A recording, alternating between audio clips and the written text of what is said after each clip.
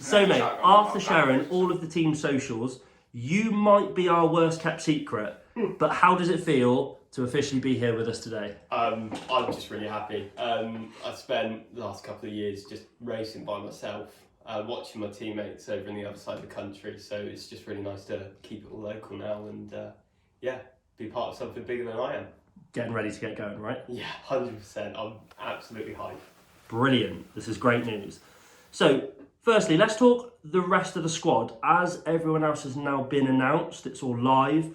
Do you know any of the other guys? Do you know any of the team riders? And how do you feel about the current dynamic? Just talk us through the team as you see it so far. I know most of the riders before starting. So the team manager, Tom Bowering, we used to race along team together, and we were friends before that. Probably one of my closest friends. We went to his wedding, so it was probably one of my closest friends. And Miles, I've known Miles for years as well.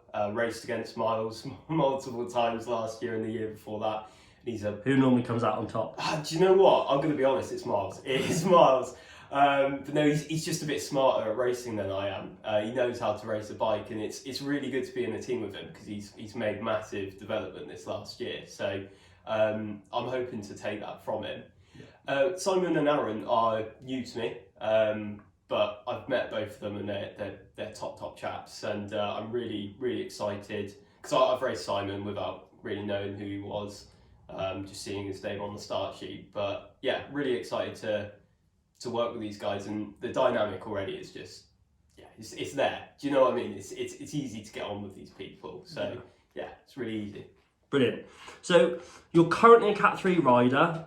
So tell us how you got on this season, and kind of what your plans were and where you ended up.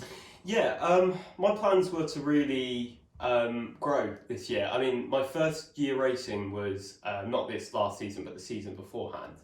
And I joined a team that I would be really honest was maybe a little bit out of my league when I first joined. I was taken to national races and in my first year of racing, and it was terrifying in some ways that I was racing San Piran one weekend and then 80-85, which unfortunately aren't with us anymore, but it was a terrifying sort of racing experience. And I really went into last year with the thought of developing myself as a bike racer, not necessarily my power.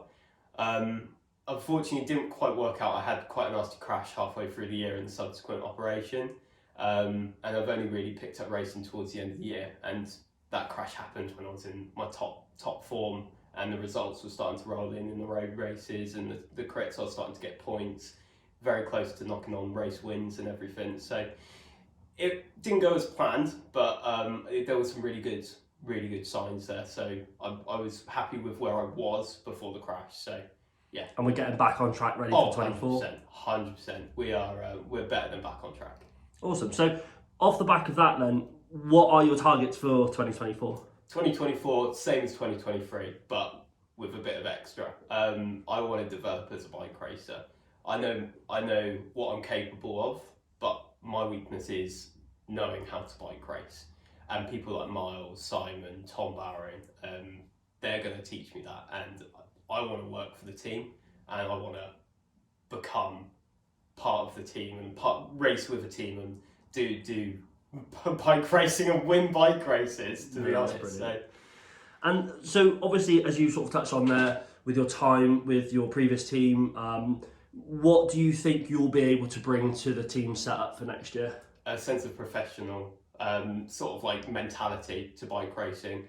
My team manager, Ryan Vizzle, was very not necessarily strict, but like he was very on it with, you've got to look good at bike races, you've got to ride together, you've got to look professional, because if you look professional, then you're gonna come out to everybody else looking professional, and people should fear you, people will work with you. So I feel like I've got that background that I could bring into the team this year and really sort of develop what you guys have put together, and show that I'm really willing to work and to be here. So I'm really happy to be here. So yeah, great. Visualize it, be it. Exactly that. Yeah. So we've recently announced our partnership with KDEX, which we're all so excited for. The team will be using the brand new Aero 50 wheel system.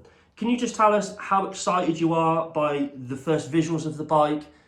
You know, and just to get on them, get them built up, get on them and get going. Yeah, well, I've seen the Giants in the shop and I've seen the bikes that we're going to be using. Can't tell you the model, unfortunately, but it looks insane. The colours, the build of the bike, and obviously the KX wheels, which are absolutely beautiful. I'm just really excited to get on some World Tour proven products, which are fast. Awesome. Yeah, we are so excited to get you guys on the bikes. So just briefly touch on for me, or if you can explain. So one of the guys mentioned that you are you have CF. So if you could just describe for the listeners what that's like for you as a racer, how it changes your outlook on racing and also prep, right? Yeah, 100% prep, yeah. So I was diagnosed with cystic fibrosis before I was born, and I was told I'm never going to do things like this. Straight up from the beginning, you're not going to be a sports person, you're not going to do this, you're not going to do that. And I think what I've done so far is obviously disproven. I've raced national level races, I've raced locally, I beat people locally. And with my cystic fibrosis, it can really affect like the whole broad spectrum of training, not being able to train on certain days because I'm not feeling great. Race prep, I mean, eating the right things and ensuring that I take my tablets to be able to perform. And yeah, I mean, it's a really difficult thing to have to work with sometimes, but sometimes I will come to a race thinking that I'm hot, I'm feeling good, and within 20 minutes I know that I've done something wrong on the build-up, and you just kind of have to sort of push through that sometimes, and it's more in your head almost than it is in the legs, and it's just it's one of those things that I sort of not many people know about. Like when I line up at a race, people look at me and they're like, "Oh, he's wearing a kit. He looks good. He's riding fast." And it's the build-up, the amount of effort that I've had to put in just to get where I am. It's been difficult, but I'm quite proud of what I've done and how I've overcome it, to be honest. It's not something that anybody ever really sees me having. Yeah, no, that's brilliant. Ultimately, like you said, when you're on the start lineup, you know, you've got your sunglasses on, you've got your kit on, and no one really knows who's who. But everyone's got their own backstory, and you're, you know, sort of inspirational and a proof that actually you have something you want to do, and you're just going to go and do it. Yeah. And that attitude, I think, is really strong, and ultimately, like, you know, we want to see you bring that towards the team next year. Definitely. And put that in place come race day, you know. And we'll support you all the way through. Thank you. So lastly, as I'm doing the interviews, I would like to be the first one just to welcome you to League, and we really wish you all the best for next season. Thank you. Go smash it, mate. Yeah, thank you so much.